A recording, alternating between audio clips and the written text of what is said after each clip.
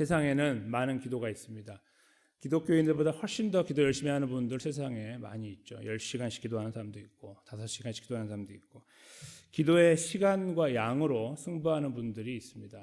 근데 그분들은 다 헛기도를 드리고 있는 거죠. 하나님은 그런 기도를 원하지 않습니다.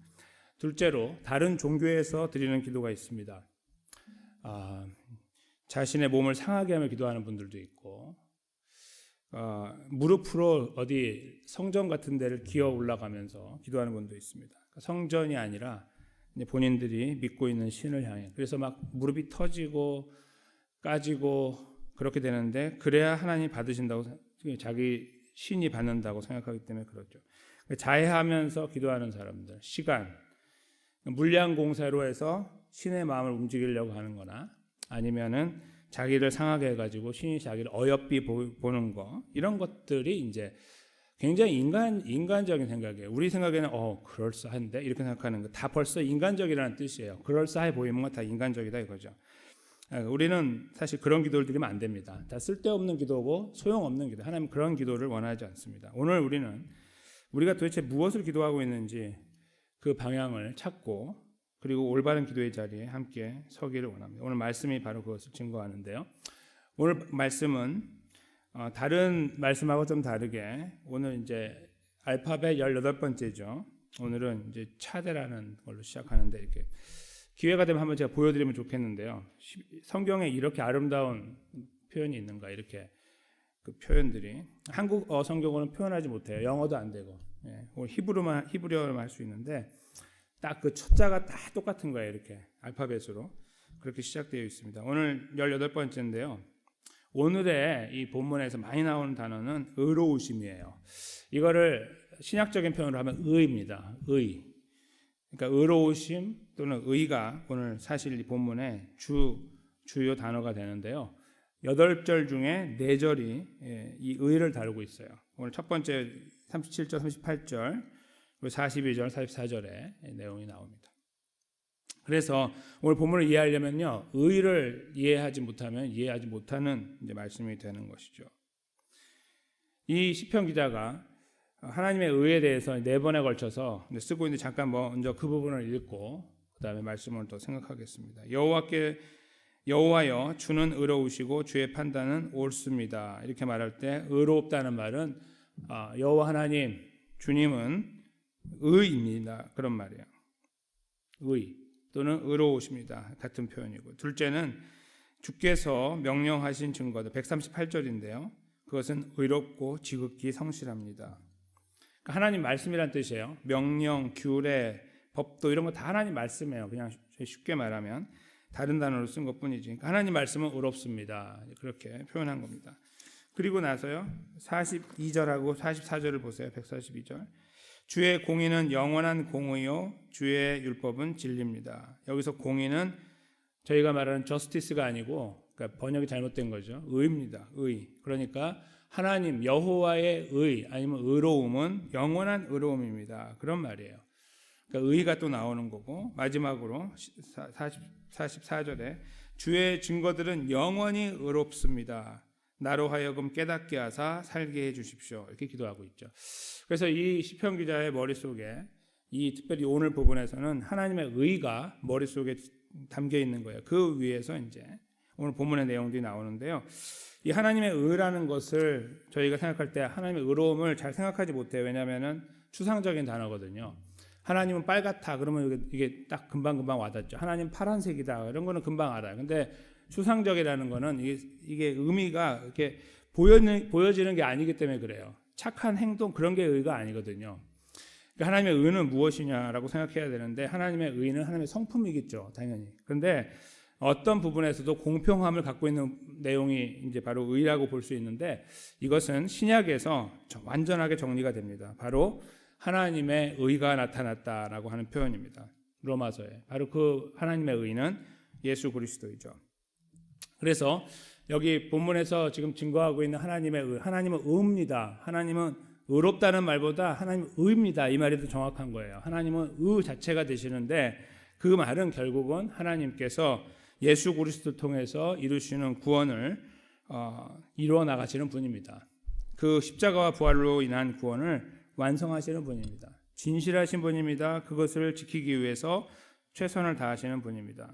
이런 의미가 담겨 있는 거예요. 하나님의 구원이 담겨 있는 말이죠. 다른 말로 바꾸면. 그래서 그 하나님의 구원을 이해하는 사람이 어떻게 다음 걸음을 걷는지 잠깐 내용을 보면요. 139절에 보시면 이런 표현이 나옵니다. 내 대적들이 주의 말씀을 잊어버렸으므로 내 열정이 나를 삼켰습니다. 여기서 내 열정이 나를 삼켰다는 것은 굉장히 시적인 표현이고 멋있는 말이지만 화가 머리끝까지 치밀어 올랐습니다. 내 속이 터져버렸습니다. 내가 화가 나서 미치겠습니다. 그런 말입니다. 다른 말로 하면 내 대적이 주의 말씀을 잊어버렸으므로 나를 싫어하는 사람일 수도 있지만 내가 잘못됐으면 저 사람이 옳은 거잖아요. 여하튼 나와 반대쪽에 있는 사람이 하나님 말씀을 잊었을 때에 내가 화가 나는 거예요. 물론 저 말씀을 뒤집어 보면 우리가 저렇게 저 처지에 있을 때도 우리가 화가 나야죠. 근데 우리는 화를 안 내고 다른 사람이 이렇게 하는 거 보면서 화를 내는 것은 말이 안 되는 거죠. 어불성설이라고 할 수 있습니다. 우스꽝스럽지만 어쨌거나 이 사람이 하나님의 의에 대해서 사로잡힌 바 됐을 때 나오는 첫 번째 반응은 주변의 사람들이 하나님 말씀을 따라가지 않거나 잊고 있거나 아니면 믿지 않고 있거나 이런 모든 것들이에요. 저희가 기도하는 것처럼 하나님 믿지 않는 사람을 만나서 그 관계를 형성할 때나 아니면 믿다가 낙심 중에 있는 사람들을 말하는 거죠. 그랬을 때 내 열정이 나를 삼킨다. 내가 화가 치밀어 오릅니다. 그 사람 때문일 수도 있고요. 아니면 그 사람이 하는 행동 때문일 수도 있어요. 그 하나님을 향해서. 그런 것들을 지금 시편 기자가 기도하고 있는 겁니다. 이게 첫 번째 반응이에요. 하나님의 의에 대해서 이해하고 하나님 나에게 구원의 은혜를 베풀어 주셨습니다를 이해하는 사람은 이런 걸 보면 견디지 못하는 겁니다. 그게 첫 번째고요. 두 번째는 141절과 143절에 나옵니다. 내가 미천하여 멸시를 당하나 주의 법도를 잊지 아니하였습니다. 143절 환난과 우환이 내게 미쳤으나 주의 계명은 나의 즐거움입니다. 같은 말이죠. 내가 미천하여 멸시를 당하나 어려움 가운데 환난과 우환이 내게 있을 때 어려움 가운데 있을 때 무엇을 향해 갑니까? 하나님 말씀을 향해 달려가는 거예요. 그리고 그것은 자기의 즐거움이라고 말합니다. 어떤 분들은 그럽니다. 내가 기쁘고 즐거움 하나님 말씀을 많이 보고 묵상합니다. 근데 그것은 사실은 맞는 말씀이지만 반쪽짜리 말씀입니다. 실제로는 제 생각에는 51% 중요한 것은 어려울 때 하나님 말씀을 찾는 겁니다. 사람의 말에 귀를 기울이거나 주변의 어떤 말에 귀를 기울이거나 어떠한 그 세상의 어떤 지식에 귀를 기울이는 것이 아니라 하나님 말씀 앞에 무릎 꿇는 거예요. 이것은 경험하신 분들만 알아요. 무릎 꿇었을 때 하나님이 길을 열어 나가시는 것들을 경험한 분들은 반드시 그 자리로 가요. 왜냐하면 다른 거 해봐야 소용없다는 걸 이미 알거든요. 경험 속에서 경험했어요. 그것이 쌓여가는 거죠. 그래서 어려운 시간들을 지나가면 반드시 하나님 말씀 앞으로 갑니다. 그리고 그 앞에 무릎 꿇고 설교를 통해서 은혜를 경험하고 거기 다시 한번 깨닫고 돌이키며 동시에 하나님 말씀을 읽어 나가는 가운데 그렇게 하려고 발버둥 칩니다. 하나님의 은혜를 구하면서. 그것이 바로 하나님의 의를 아는 사람의 걸음이에요. 그 다음에요. 마지막으로 141절하고 143절에 나와 있는데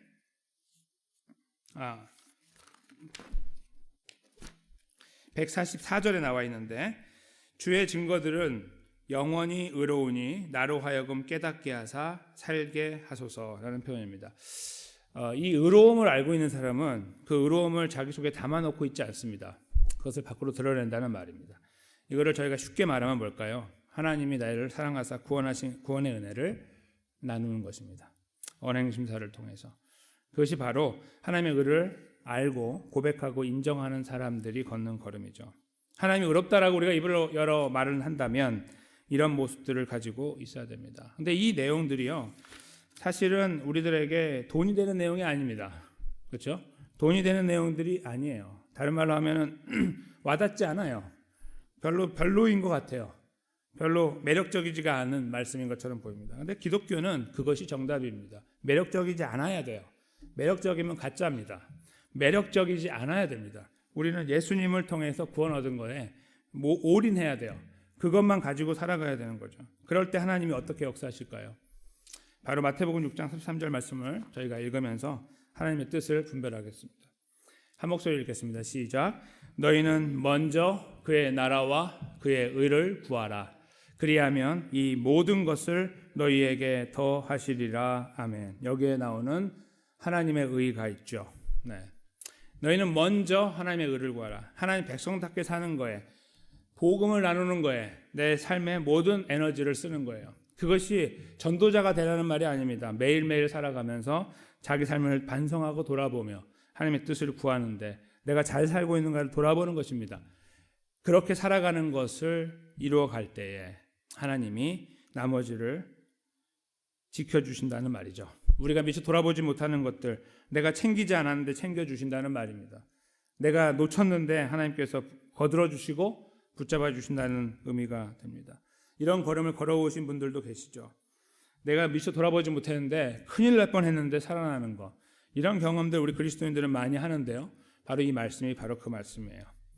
저것은 어떤 부분에서는 우리가 부요하게 되고 강건하게 되는 의미도 될 수 있습니다. 하나님 허락하시는 만큼. 그렇지만 그거보다 더 중요한 것은 매일매일 살아가면서 우리 하나님 백성으로 이 하나님의 의에 대해서 생각하고 하나님이 나에게 베푸신 구원의 은혜에 대해 생각하고 그것을 나누고 내 삶을 통해 빛이 나는 것처럼 소금이 되는 것처럼 보여주려고 할 때에 거기에 집중하려고 할 때 미처 놓치는 부분들, 시간이 없어서 놓치는 부분들이 있죠. 하나님이 챙겨주십니다. 그 시간이 내가 거기에 10시간을 써야 되는데 1시간밖에 못 써도 해결하시는 거예요. 하나님이 알아서 하시는 거죠. 그게 하나님의 능력입니다. 저희의 기도의 방향이 여기서 나오는 거죠. 도대체 무엇을 기도해야 합니까? 우리는 저 뒤에 부분에 대해서 많이 집중하죠. 그리하면 이 모든 것이라고 하는 거에 집중하며 기도하고, 세상 사람들은 다 거기 위해 기도해요. 다. 이 땅에 집중하고 사니까. 그렇죠? 그거 아니면 죽을 것 같으니까 기도하는 거예요. 무릎 꿇고 무릎이 터져라 기도하고 10시간씩 기도해야 산다고 생각하는 겁니다. 천만의 말씀입니다. 하나님은 우리에게 분명하게 이렇게 말씀했습니다. 무엇을 구해야 되느냐? 어디를 향해 가야 되느냐? 나는 하나님 백성답게 잘 살고 있는지를 돌아보고 내 가슴을 쳐야 되는 것이고, 내 기도가 하나님 이것을 이루어 나가실 때, 하나님 내 가정에 이 일을 이루실 때, 나에게 이런 일들을 이루어 나가실 때 내가 하나님의 영광에 살고 싶습니다. 더 적극적으로 더 많은 에너지를 드리고 내 돈을 드리고 내 시간을 들여 살고 싶습니다. 이런 기도가 드려져야 되는 거예요. 하나님이 왜 우리에게 그런 걸 주셨습니까? 하나님 영광 위에 쓰기 위해 주셨죠. 근데 우리는 그것을 다 잊어버리고 뒷부분에 집중하는 거예요. 잘못된 거죠. 하나님은 우리를 향해 말씀하십니다. 하나님의 나라와 하나님의 의를 먼저 구하라. 이것이 우리가 기도해야 될 기도의 방향이고 기도의 내용입니다. 우리는 오늘도 기도하실 때 어떤 내용이 우리 안에 기도의 제목으로 남아있는지를 생각하면 좋겠습니다. 돌아볼 수 있는 기회. 그러나 기도의 내용들을 다 제껴버리고 그냥 저것만 기도하라는 말씀이 아닙니다. 우리가 기도해야 될 것이 수많은 것이 있습니다. 그 기도를 드릴 때마다 하나님, 이것을 하나님께서 하시면 저는 하나님의 영광에서 더 열심히 살겠습니다. 이렇게 우리가 항상 하나님의 은혜 앞에 그 새로운 다짐과 결심들이 필요하죠. 하나님 이렇게 하겠습니다. 이렇게 하도록 도와주십시오. 이런 겁니다. 하나님 우리에게 물으실 거 아닙니까? 너 이거 해주면 뭐 할 건데? 내가 너를 이렇게 인도하면 도대체 무엇을 할 건데? 라고 답변하지 않으시겠습니까? 그때 우리가 그냥 이렇게 사는 것이 좋으니까요. 그것이 우리의 답변일 수는 없습니다. 절대로.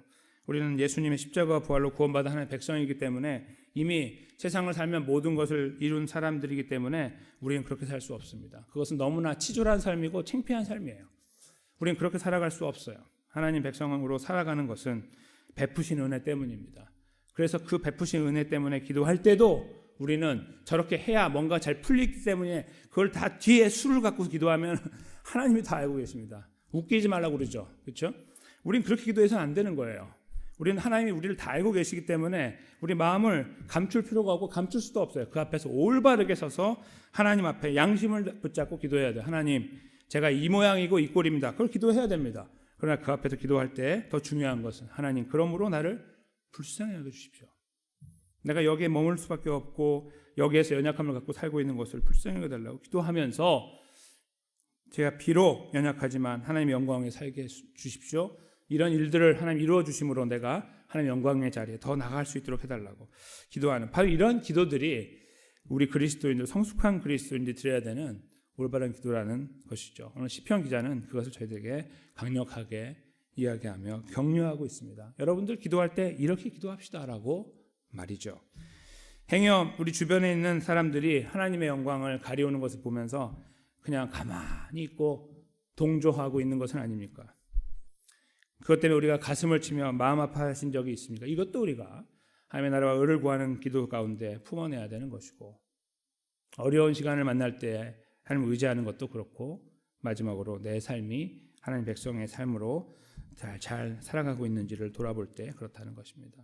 오늘 우리가 기도할 때 이 내용을 붙잡고 함께 기도하면 좋겠습니다. 주님의 은혜가 우리 기도 가운데 풍성하게 임하여 위로와 평안과 격려 또 밝은 빛을 보시는 그런 귀하고 복된 기도의 시간이 되시기를 예수님의 이름으로 간절히 축원합니다.